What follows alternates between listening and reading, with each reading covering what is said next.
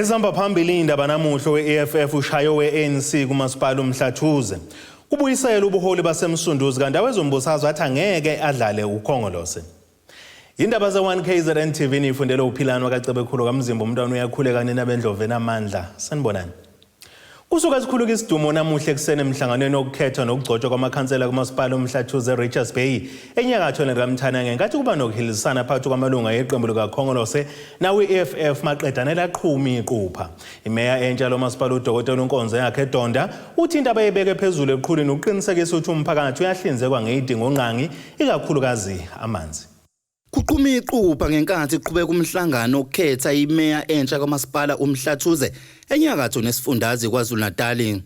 Amalunga kakhongolose abengalawuleki kuze kwaphoqa ubanqando onogada ngenkathi evuka indlobane efuna ukudabula amaphepha abenamagama abantu abaphakanyiselwe kwesobumeya. Kube sekuba nokungaboni ngasolinye phakathi kwekhansela le-EFF kanye nawe-ANC kwasekukhala iqupha kuyo lo mhlangano. Amalunga kakhongolose abeholwa yilowo beyimeya phambilini nobegaqele sobumeya uMduduzi Mhlongo adubila phuma kwasekuqhubeka ngendlela ukuqoka kwemeya kanye nesekela layo. Lowo qoqo njengemeya entsha lomkhandlu uDokotela uNkonzo yakhe eDonda we-IFP uveze ukuthi okuseqhulwini ukuphakela umphakathi amanzi. Into yokuqala ekufanele siyenze enkulu amanzi ngoba abantu anqamuka njalo nje. Ukunqamuka kwawo ke kwenza ukuthi ke njengoba kune COVID nje abantu abakwazi ukuhlamba abakwazi ukugeza kanti kufuneka inhlanzeko ebalulekile ngalesi sikhathi. Oqala lokho. Kwesibili uma ubuka ukunqamuka kagesi yebo ke ukunqamuka kagesi into kazwe lonke. Kodwa ke kukhona izinto kufanele njengomasipala sizibuke. Kulomhlangano uTobias Gumede uIFP uqokwe njengosomlomo kwathi isekela lemeya kwaba unkuleko ngubane weqembu le-EFF kanti imeya lomasipala iphinde yaveza ukuthi kuzoba nozinzo nje obezosebenzisana ngokubambisana namanye amaqembu okuyi-EFF, iDA kanye neFreedom Front Plus. Kukhona ukubambisana nje okukhona phakathi kweDA ne-EFF neFreedom Front. Leyo nto isho ukuthi ama-voters abonile ukuthi iqembu elilodwa njengamanje alikwazi ukuphatha kahle. Ngakho malikhetha lakhetha ukuthi abantu basebenzisane. Uyabona ke thina okwethu kuba sigade ukuthi izinto ezisihlanganisayo ngoba amanzi awayazi ipolitical party. Ugesi awuyazi ipolitical party. Imigwaqo ayiyazi ipolitical party. So we must simply take people as people, not as political party people. Eqhubeka nenkulumo yakhe uDonda uveze ukuthi ngaphambi kokuthi bamukele amabhuku okuphatha lo masipala bazoqale babheke ukuthi ayikho yini inkohlakalo okanye ucopho ngokusetshenziswa kwezimali. Sibona ukuthi yini ebiyenziwa ngeimali. Kufanele sibone ukuthi uCFO ubephethe kanjani. Ebese sibona ukuthi iregime kade ikhona ihambisene neMunicipal Structures Act. Sibona ukuthi awekho ama-government forms amaningi atshengisa ukuthi i-budget bengalandelwa. Nangokuthi angakanani ama-fruitless expenditures abekhona ukuze kubonakala ukuthi sophuma si-clean nathi. Ngoba kukhona ukuthi uthole ukuthi kune-clean audit. I-clean audit kodwa ubona ukuthi abantu banenkinga abanawo amanzi. Abalandeli bamaqembu okuyi-EFF kanye ne-IFP bebecula ngaphandle kwalo masipala bedansa bebungaza ukukhipha iqembu kakhongolose kulo masipala ongeminye enothe kakhulu kulesifundazwe. Ezindabeni ze-1KZNTV kubikuthi abantu maphumulo eRichards Bay. Kubuyisiwe ubuholi obudala kumasipala umsunduzi kanti ugcineke lifikele usuku lokubekwa ngokusemthethweni esihlalweni sobumeya kumasipala umngeno kaChristopher Pappas weqembu le-DA elizophatha umasipala walo kokuqala nqa esifundazweni KwaZulu-Natal. Lokhu kwenzeke izolo ngesikhathi kufungiswa amakhansela lo masipala kumsunduzi ofungele enkundleni Royal Showgrounds eMgungundlovu kwathi amasipala umngeno nafungele ihholo lomphakathi eHowick. Kuphelile ukuqagela njengoba umkhandlu wasemsunduze ubuyele ezandleni zobuholi obudala zemeya umzimkhulu Thebola. Iphini elisha lemeya uMxolisi Mkhize bese kuthi usomlomo kube uEunice Majola obevele esiqhoqhobele isihlalo. Amakhansela amasipala umsunduzi esewonke ayamashumi ayisishiyagalombili kuthi ayamashumi kuwona aphuma kukhongolose, ayishumi nesithupha aphuma kwiDA, ayishumi aphuma kwiqembu le-EFF, ayisishiyagalombili aphuma kwinkatha, amabili aphuma kuyiqembu le-ABC elisha kulomasipala kuthi amanye amaqembu athole ikhansela elinye ngalinye emkhandlwini okubala kulo nelizimele ubukelani Zuma. Uthebola ophume phambili ngamavoti ayama53 ehlula oweqembu le-DA uStrachan othole amavoti ayi18. Ebongela ubuholi ungqongqoshe wezokuthuthukiswa komnotho ezokuvakasha nokwengiwa kwemvelo esifundazweni uRavi Pillay uthe kumele bafunde emaphutheni baphinde babeke isifundazwe phambili njengoba umsunduzi usenhloko dolobha yesifundazwe iKwaZulu-Natal. Your term of office has to be about the people of Umsunduzi who want to live, work and play in a prosperous city. But it's also about the entire province, KwaZulu-Natal, because when the capital city fails, it reflects on our entire province. So let us indeed do everything possible to make Umsunduzi truly the city of choice again. I have no doubt that we have learned from the mistakes of the past and that we will make sure we build on the work that has already started. The municipality holds a special place in the history of our country. Kanti imeya yomasipala umngeni uPurpose uxwayise izisebenzi ezaqashwa ngobungani nangokwezinhlangano wathi siphelile leso sikhathi. Okubalulekile ukuthi umuntu uyakwazi ukugcina umsebenzi wakhe. Anginankinga ukuthi uqashwe kanjani ikhadi lakho uvotele bani. Uma ukwazi ukwenza umsebenzi awunankinga. Uma ulapho because usondelene nomunye noma ungena ngendlela engafanele basopa. Kunjalo nje. Isikhathi esiningi uthola ukuthi indawo kamasipala la emakhaya kugcwele ipolitiki and abasebenzi abakwazi ukwenza umsebenzi wabo. So sifuna ukuhlukanisa ipolitiki neadministration. Abasebenzi kamasipala bakwazi ukugcina nokwenza umsebenzi wabo. Thina njengosopolitiki sibamba lento yepolitiki. Uthe bazokhuculula inkohlakalo babhekelele nabahlali basemjondolo. Sizoqala sibheka ama-contract lawa avela khona siphinde sihluze ama-reports lawa aphuma ku-Auditor General, Independent Investigator. Ayikho i-report esizoyishiya nje. Okubalulekile ukuthi silandele konke nje okukhona lana okuthinta i-corruption nenkohlakalo. Yeah, so abantu bahlala emjolo noma kuseshiya bazali izuzo kuhle esithendeni noma kulapha nabo futhi kufanele babone intuthuko empilweni. Asikwazi ukuthi sizowakhela wonke umuntu izindlu kusasa. Kodwa kubalulekile ukuthi umuntu owasha ingubo emfuleni fanele simsize ukuthi angaziwashi emfuleni. Makungakha gesi fanele sifake ugesi. Makungakhona amanzi fanele siqala ngamanzi. So fanele sibone le ntuthuko kancane but akuhle ukubona abantu bawashe ingubo emfuleni. Asiqale ngalokho. Ezindabeni ze-1KZNTV kubika uAnda Dube ngise-Royal Showgrounds eMgungundlovu kanye nase-Hawiki. Ake sithi ishelele ezitolo siyabuya nezinye indaba.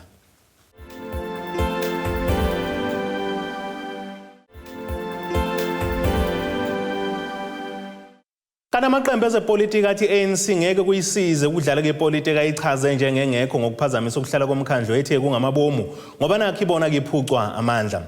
Lokho akusho emva kokucima kagesi izolo kade sekumele kukhethe imeya kanye nesekela lakhe eThekwini emva kokuthi amaqembu aphikisa ithatha isinqumo sokuvota wodwa anike iDA sobumeya bese nike iAFP esobusekela meya okugcine kungenzekanga. Umhlangano ubusuhlehlela kusuku lwakusasa. Ukucima kagesi endaweni obekugcetshelwa kuyona umkhandlu iTheku kugcine kuphoqa ukuthi kuhlehle ukuvotela kameya nosekela wakhe kanye nezinye izikhundla ezimqoka. Lokhu kucima kwenzeke emva kokuthi amaqembu aphikisayo ethatha isinqumo sokuvota wodwa ukukhetha ozoba umeya kanye nosekela wakhe njengoba izinto besekuvunyelane ngazo ukuthi sobumeya sizonikwa iDA njengoba kuyiyona elandela iANC ngokwezihlale eyezitholile bese kuthi elele isithathu kube iEFF ilandele yona iIFP. UNicole Graham uyena okuthiwa ubezonikwa isikhundla sokuba umeya waseThekwini bese kuthi umdunkosi weIFP abe ngusekela wakhe iANC yona bese eyuphunywa kanjalo ilo masipala njengoba umxolisi Khawunda ebekhuza ibuya kulesi sikhundla. Ehlehlisa lo mhlangano usomlomo uThabanyawose uthemva kokucima kagesi babe sibexoxisana namaqembu bavumelana ngokuthi uhlehle lo mhlangano nanjengoba nayo lenkulumo yakhe yokuhlehlisa ebekade seyikhulumela ebumnyameni ugesi ungasekho. And we waited till I decided to consult again all political parties to say we are in this situation now. We don't have power inside the marquee. what do? We then agreed, all of us, that it is proper for the meeting to be adjourned.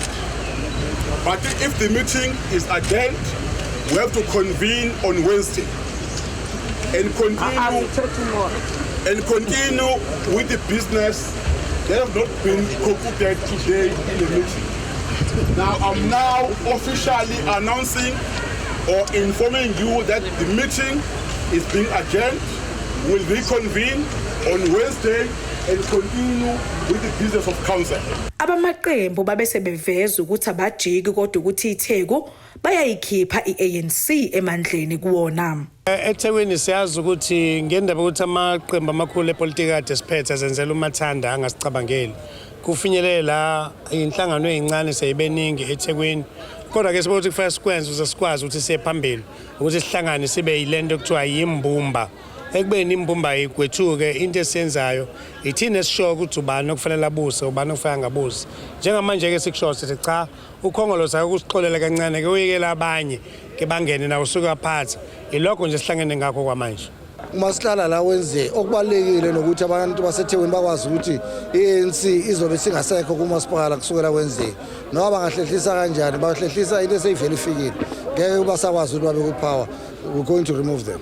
Iqembu iDA yona ithokwenzekile osukwini la izolo bakuthatha njengendelelo lathi lizoxhumana nethimba labameli babo ubhekisisa lokho kwenzeke izolo njengoba egcine sekubonakala nabalandeli beANC bengena bebhikisha babhekisa phezulu izitulo namatafula ngaphakathi endaweni bekubanjelwe khona umhlangano. It's a total disgrace what we've seen here today.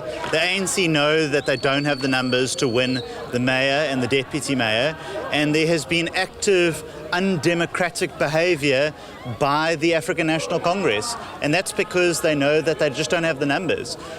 So it is really a stain on this great city that we all love in eThekwini, and we're certainly not going to be standing for it. I am consulting our legal teams as well to look for a way forward, but the good news is, and where the ANC have missed it, is that the council is now formed, so they cannot run elections again, they cannot dissolve the municipality, and they cannot put it under administration. We're going to make sure that when we come back here on Wednesday that we're going to get a DA mayor in Nicole Graham elected in eThekwini. Umhlangano wokhetha ubumeya kulindeleke uphinde uqhubeke osukwini lwakusasa.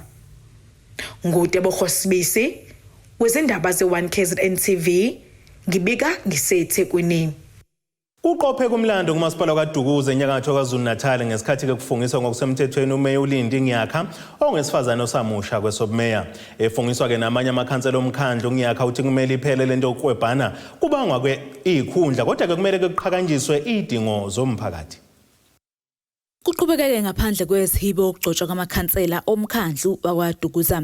Iqembu leANC libukake lidle umhlanganiso njengoba ke lithole zonke izihlalo ezibalekile esihlanganise semeya, isekela lemeya, usotswebhu kanye nosomlomo. Kuqopheke umlando njengoba uLindi Hanka efungiswe kwesobumeya ongowesifazane wokuqala womdabu ukuba ke ahole njengemeya kulo masipala. uHanka uqhambise kakhulu ukuhanjiswa kwezidingo emphakathini wayihlaba wayihlikiza kakhulu leyo mbango wesikhundla wathi ke ibuyisela intuthuko emumva. Umbango weyikhundla ngoba ngeke ngasho enkulumeni yami awubalekile nhlobo okubalekile ukuthi ama political parties akhona emkhandlweni asebenzisana. Ngakho ke ngiyaunderstand ukuthi njengoba ngiyimeya yomkhandlu kaDukuza ngiyimeya yawo wonke ama political parties akhona emkhandlweni kaDukuza. Ngakho ukuze umkhandlu wethu ukwazi ukuthi usebenze kahle, ukwazi ukuthi uhambise intuthuko ebantwini, zokuqinisekisa ngisebenzisana na wonke amaqembu akhona ukuthi ngaso sonke isikhathi siyavumelana ngezinto ukuze sikwazi ukuthi sise intuthuko ebantwini ngoba ilokho kubalekile ukuthi kuvunyelwane ngezinto esikhundleni sokuthi kuliwe ngoba kahle kahle akukhona ngathi ukuba khona la kodwa simele imiphakathi eyaphuma ngomhla ka1 kuNovember yayozivotela noma ke siqhamuka kuma political parties ahlukene kodwa iyodwa into edinga umphakathi kuthina ukuthi silethe intuthuko kuwona. uHanka uthi ke lento yokubukelwa phansi kwabantu besifazane ukuthi angeke bakwazi ukuba sezikhundleni eziphezulu kumele ke iphele ngoba abantu besifazane nabo bayakwazi ukuthi bahole ngobuqotho. Abantu besifazane iyayibe khona into ethi uma kufanele kuyiwe kuma positions athile kubonakala sengathi thina sizofaila singakangeni siyesijajwe nje singakafiki kwakhona kuthiwe nje hayi laba bazofaila kodwa ngiyacabanga ukuthi ngokusebenzisana nabanye abantu besifazane ngiyacabanga ukuthi kubalekile ukuthi nabo abantu besifazane ngibasondeze eduze ngingabashiyi kude ngiyacabanga ukuthi inkinga zabo eziningi eziba-affectayo ngiyayi-understanda kangcono ngoba nami ngumuntu wesifazane so ngenza sithanda nje ukukhuthaza abanye abantu besifazane ukuthi uma benikwe amathuba ngabe noma mhlawumbe ungayona ke ithuba lokuthi ke umuntu usezoba umeya qala laphana ewadini noma endaweni ohlala kuyona uzimisele ukhombise ukuthi uzimisele ukusebenzisa abantu ngoba konke eqala khona. Lezi ke izindaba zo1KZNTV mina ngingosamukeliwe Ngqulunga mbika ngwadukuza. Ake sithi ishelele ezitolo siyabuya nezinye indaba.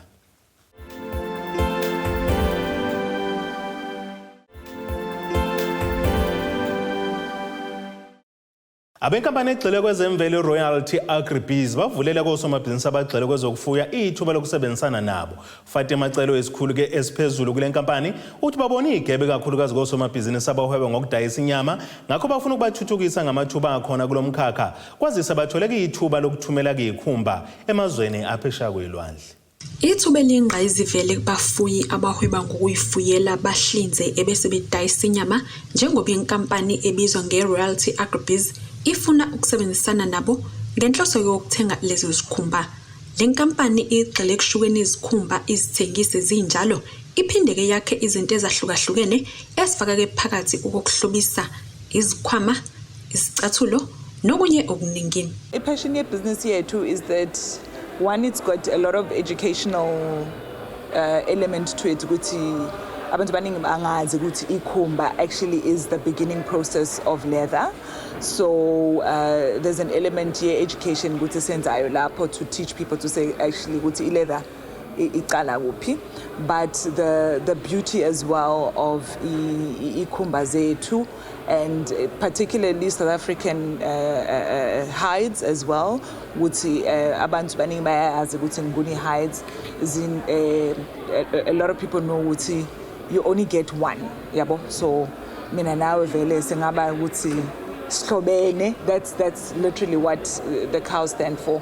But outside that ikhumba zethu we get them from farmers, very small farmers that usually bane problem ye waste, so mabahlaba abazi ukuthi ikhumba zakhona bazihambisa kuphi. So we get them and then we take it through process your tanning, and then yes, and we do rugs, we do amakushini, coasters, and abanye abantu bayenza furniture from it as well.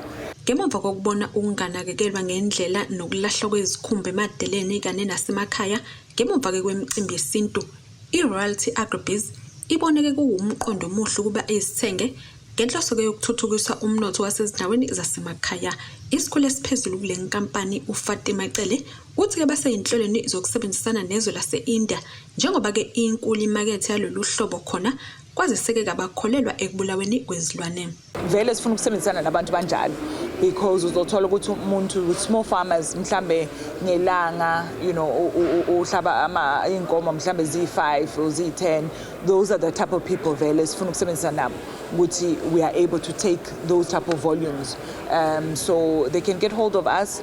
Siyawathatha as waste for them because outside that bazwenzani nazo yabo, so thina siyabasiza in terms of waste management part of it, where then we use it there for ama rugs, furniture. We are currently in the process yokuthumela ama wet salted, so mangikhuluma nge wet salted ilawa afresh kwathumela eIndia, because India is very big on leather, but banama limitations, for instance, ukuthi inkomo is like very sacred, so they don't really have a lot of supply. Ngokucwaningo uhlobo lwezinkomo ozakuleli zihamba phambili emazweni akhiqiza izimoto kwaziseke isikhumba sazo sisetshenziswa ke kakhulu ekwakheni izihlalo kanye nemihlobiso emotweni. In South Africa, for instance, the type of leather yes, South Africa, it's known to be very good leather for imoto. So your automobile industry knows very well that leather in South Africa is very good for cars. So vision here to Vele is to also educate other African countries to say, this is what you can do. And also see what our partnerships and our synergies, but also sometimes say a short and that about to say where can you get it. Ezindabeni ze-1KZNTV kube kuntombi khona mvubo ngisethekwini. Ake sibheke engosini yezomnotho.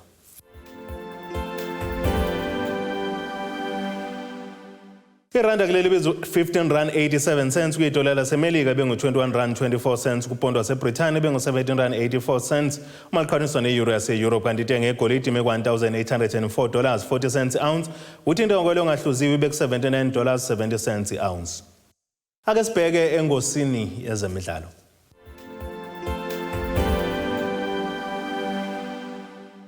Linyelo inyoni esandleni iqembu leMaritzburg United njengoba lisayinde isivumelwano seminyaka emibili sokusebenzisana nenkampani ebolekisa ngezimoto FCRT Fleet Solutions. Isikhulu esiphezulu kule nkampani usikhumbuzo Xulu uthi kuyabathokozisa kakhulu ukusebenza naleli qembu njengoba bezolixhasa ngeimoto yonke indawo lapho lizobe liya khona kusukela ke kubadlali abaqeqeshi kanye nabalandeli imbala.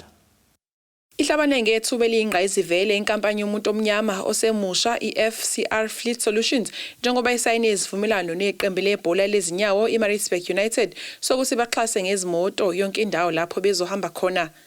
Umnikazi wale nkampani usikhumbuzo Xulu uthe leli thuba lisho likhulu ukubona futhi lizovula amathuba amaningi. Sizeke Stadium uzo-announced as the official driving partner ye-Maritzburg United soccer team with PSL. So okuningi namhlanje was just the announcement ne-approval yethu to be the partner ye-club nationally. Into esizobe siyenza is we as a driving partner ye-club sizobe la bekhona kuzomele sibafikise khona. So imoto abafika ngazo la beya khona ukufika kwabalandeli babo la bekhona ucoach abadlali bazobe drive wayithina konke okumayelana ne-transport for i-club kuzobe sekuphathwa iqembu lethu le-FCR Fleet Solutions and yeah it's an amazing opportunity esinikwe yona eyimvela kancane kakhulu simisele nje ngempela ukuthi sisebenzise to the maximum. Uxulu uthe ukhuvethe lizobaphazamisa kakhulu njengoba abalandeli bengakavunyelwa ngokujwayelekile esinkundleni. Ukhulu kakhulu ngani ithini inkampani yokuqala eminyama level 1 BEE ye-car rental ekhona eSouth Africa. Ithina ikhampani yokuqala eminyama appointwe uPSL ne-club iMaritzburg United in South Africa. Ithina ikhampani yokuqala eminyama izoba nebhodi kwi-stadium kudlalwa ibhola ku-TV. So kukhulu kuthina kuvula ama-opportunities e-marketing, kuvula ama-opportunities ukupartnerisha nabantu abaningi abahlulile kuthatha izinga lenkampani sikuyona lasibeka manje on a national scale and being ikhampani yaseMaritzburg sibona sizokwazi ukukhula eSouth Africa yonke sikwazi ukukhava nendawo besingesikwazi ukufikelela kuzona but ngale partnership sibona kunyuka amathuba omsebenzi sibona kunyuka nezinga lokusebenza ne-recognition nje ye-company yase-South Africa ikhula phambi kwawo South Africa ibone ukuthi nathi siyakwazi ukwenziwa abantu baphesheya. Kanti isikhulu esiphezulu kwiMaritzburg United uEunice Kadodia ubonge kakhulu uxhaso wathi lizobalekelela ekutheni bafike kalula uma beyodlala noma bezilolonga. Fleet Solutions for coming on board. For us as a football club, it's imperative that we have the right partners with the right fit for us to obviously take our brand to our next level. I think obviously in the last few months we've brought on some good partners from different backgrounds to the club. The likes of Your Gift of the Givers, PNB Municipality, now obviously with FCR all being proudly Pietermaritzburg businesses and a proudly Pietermaritzburg club. For us it's about, you know what, giving them the exposure that we can. I think for us and for our fans, it's exciting times. You obviously had a look at the wonderful fleet outside, and there's many initiatives that we obviously have planned to take this not only for the team, but obviously to the fans as well. And yeah, I think hopefully once fans are back at the stadium, we'll be able to activate these things and obviously help both brands obviously go to the next level. I think that there'll obviously be a fleet of vehicles that will transport the players to and from matches. I think the senior management, the coaching staff, the player of the month, etc., will all get vehicles to use on a day-to-day basis. So from that point of view, basically they'll cover our entire fleet solution almost. That will obviously take care of a lot of our logistical issues in the sense that obviously you have not only the first team, but you have 2 junior teams of school kids, etc., who you have to coordinate to pick up from all over Pietermaritzburg for training on a daily basis. So obviously they'll manage all of that going forward, and I think takes off a lot of pressure and burden from us, and obviously allows us to focus on our business, which is obviously football, and allow them to specialize in what they do. Ezindabeni ze-1KZNTV kubika u-Ayanda Dube ngise-Herigwala Stadium eMgungundlovu. Ake sibheke nasesimo sezulu esingalendeleko osukwini lakusasa.